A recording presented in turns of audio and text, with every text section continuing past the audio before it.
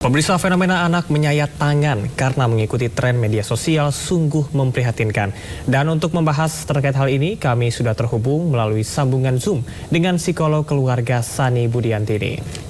Selamat pagi Mbak Sani. Mbak Sani, apa kabar hari ini? Alhamdulillah kabar baik. Baik ya Mbak Sani, baik.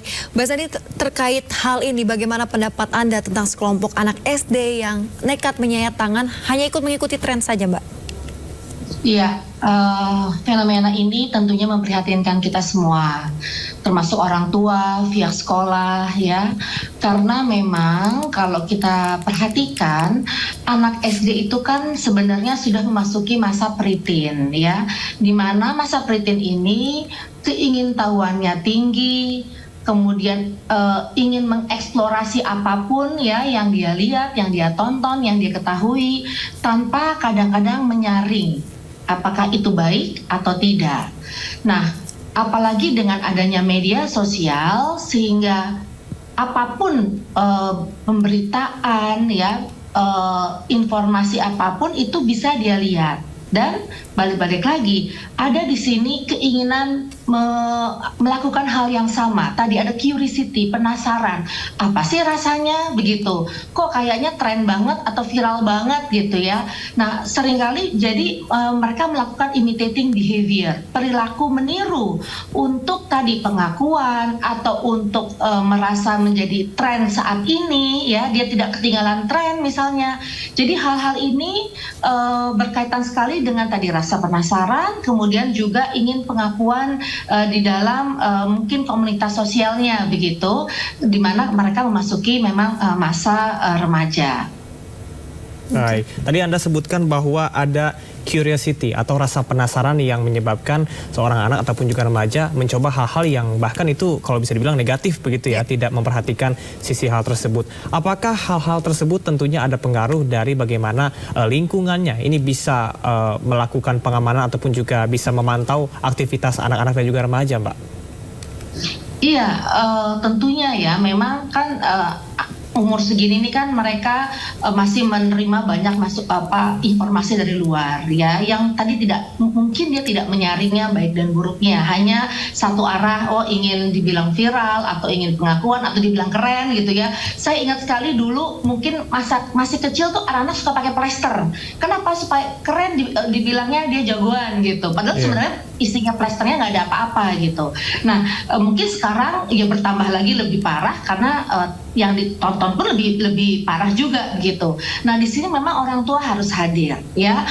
Sistem sekolah pun harus mendekati anak, meng-approach anak, meraih anak. Apa sih yang terjadi saat ini? Bagaimana mereka bisa menyaring informasi? Bagaimana mereka bisa tidak spontanitas meniru atau impulsif meniru hanya untuk kepentingan, hanya untuk tujuan tertentu misalnya, tapi tanpa melihat dampak atau efek negatifnya. Karena kalau kita lihat biasanya ya, orang yang menyayat itu kita sebut dengan self-harming, itu biasanya seseorang yang merasa stres atau depresi dan dia tidak bisa menyalurkan rasa stresnya itu secara sehat, makanya dia menyayat. Nah, karena ada media sosial, sayatan-sayatan itu biasanya dia taruh tuh di media sosialnya sehingga orang bisa melihat, entah itu sekedar untuk menginformasikan perasaannya atau sekedar bahwa aku ini udah burn out atau udah stres berat nih gitu ya, untuk mendapatkan simpati dari teman-temannya.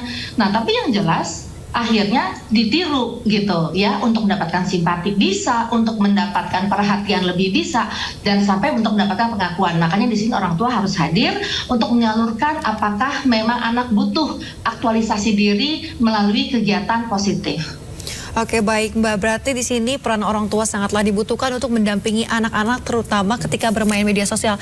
Lantas langkah konkret apa Mbak yang sebaiknya dilakukan oleh para orang tua untuk mencegah agar anak ini tidak bertindak terlalu jauh, Bu, Mbak? Iya, jadi memang orang tua di sini harus pertama mereka harus tahu apa yang terjadi. Mereka harus melek berita ya. Pemberitaan seperti ini kan adalah data konkret yang ada yang terjadi saat ini dan nyata ya.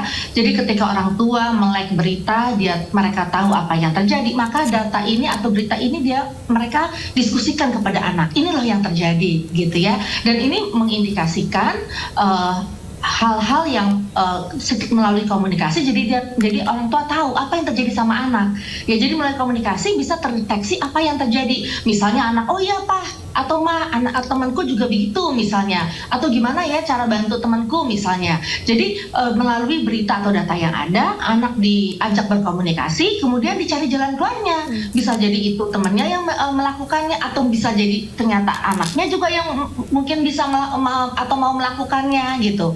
Dan di sini orang tua harus kerjasama dengan sekolah, dan sekolah jangan bosan-bosan untuk terus mensosialisasikan kesehatan mental ya, kemudian perilaku positif ya, hal-hal yang harus dihindari itu jangan bosan-bosan, dan jadilah orang tua dan sekolah atau guru di sekolah itu menjadi teman anak, sehingga anak juga dengan lega, santai ya, menginformasikan apa yang dia rasakan ya sebagai teman ya, jadi chill aja, bukan ketakutan atau malah ya tadi menghindari komunikasi dengan orang tua karena belum terbangun istilahnya hubungan yang seperti teman begitu ya. Nah, ini juga PR buat orang tua, guru di sekolah untuk menjadi teman anak, untuk anak juga bisa berbagi komunikasi atau berbagi perasaan ya yang mereka rasakan begitu. Baik, Mbak Sani, kalau kita berbicara tentang arus digitalisasi, tentunya saat ini erat sekali dengan aspek-aspek kehidupan kita, bahkan tidak bisa dibendung karena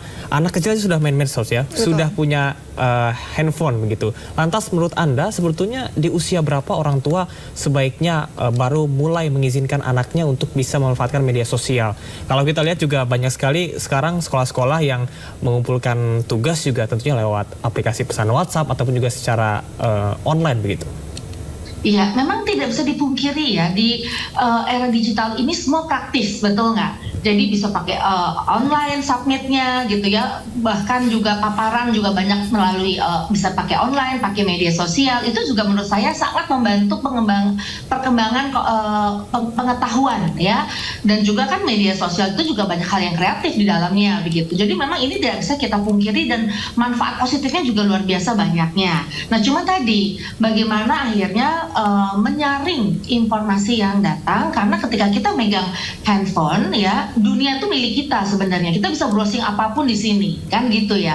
Nah, dan kita juga orang tua nggak bisa hadir 24 hour kan gitu. Jadi bahkan anak SD pun memang sudah megang smartphone-nya ya untuk komunikasi, untuk berbagai macam ya tadi browsing pengetahuan gitu. Nah, di sini memang orang tua harus hadir untuk mengedukasi anak, sehingga anak tahu ini bahaya loh kalau dia tonton ini, atau ini bahaya loh kalau dia lakukan ini, dan kemudian memberikan peluang kepada anak untuk kapanpun boleh bertanya kepada orang tua, atau orang tua boleh kemudian menanyakan kepada anak gitu apa yang terjadi. Jadi menurut saya bukan pengawasan yang 24 jam, atau bukan tadi ya oke, dikasih mungkin nanti padahal diperlukannya sekarang gitu, karena kan smartphone ini juga dibutuhkan mungkin tergantung kebutuhannya gitu ya.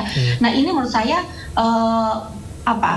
nilai-nilai yang orang tua anut di dalam keluarga itu juga harus diinformasikan kepada anak, sehingga anak juga tahu, oh ini sama sudah sesuaikah dengan nilai keluarga, atau ini tidak boleh ditiru dan sebagainya. Dan orang tua di sini juga harus jadi role model gitu. Jadi jangan juga ya tadi orang tua enggan berkomunikasi ya, orang tua juga tidak melek berita, sehingga menurut saya juga anak akhirnya tidak bisa atau lebih cepat informasi luar yang datang dibanding informasi dari orang tua. Jadi ini kita harus balap-balapan juga antara edukasi kepada anak ya, dan informasi yang dari luar yang dia bisa terima gitu. Jadi harapan saya sih anak akhirnya bisa menyaring, oh ini tidak boleh, oh ini boleh, oh ini boleh dipertanyakan, ini didiskusikan. Pada akhirnya seperti itu, karena kita yang dengan arus digital gini, kita tidak bisa menghindari memang kebutuhan kita untuk memegang smartphone. Baik, Mbak Sani, terakhir Mbak, ini lantas seperti apa bentuk pengertian yang bisa dilakukan atau diberikan oleh orang tua ataupun guru di sekolah bagi para anaknya yang sudah terlanjur mengikuti tren negatif dari sosmed, Mbak, supaya mungkin kedepannya tidak akan mengulangi lagi, Mbak? Iya, ini memang menjadi PR kita semua nih, karena anak punya kebutuhannya untuk mengaktualisasikan dirinya, baik melalui kegiatan positif, hobi yang dia minati misalnya ya, karena mengikuti tren itu kan sebenarnya kan karena mereka ingin pengakuan, ingin viral juga, ingin atau tadi mendapatkan perhatian dari lingkungannya, mendapatkan simpati dan empati dan sebagainya. Jadi marilah orang tua, guru mengajak anak-anak untuk berpikir bersama apa sih yang mereka inginkan untuk menjadikan diri mereka eksis atau teraktualisasikan kebutuhannya di dalam dunia nyata, sehingga bisa tersalur emosi secara positif maupun pengakuan ya dari sosial secara positif, karena mereka melakukan juga kegiatan-kegiatan yang bermanfaat begitu. Baik, artinya pengawasan dari orang tua, kemudian juga lingkungan di sekolah sangat diperlukan karena yang namanya anak-anak ini tentunya masih dalam proses pertumbuhan, belum bisa memilih mana yang baik dan juga mana yang buruk. Tentunya kita nih selaku orang tua untuk bisa memberikan pengertian agar anak-anak tidak melakukan kegiatan yang negatif baik di dunia nyata maupun juga di media Ya, sosial. dan juga pentingnya keterbukaan dari anak orang tua sehingga orang tua tahu apa yang diinginkan oleh anak, jangan sampai salah jalur ya akhirnya menyakiti dan juga berdampak negatif untuk anak itu sendiri. Ya, baik, terima kasih atas informasi dan juga bincang-bincang pada pagi hari ini Mbak Sani Budiantini selaku psikolog dari keluarga. Atas perbincangan pada pagi hari ini kami ucapkan terima kasih, selamat beraktivitas kembali dan juga salam sehat.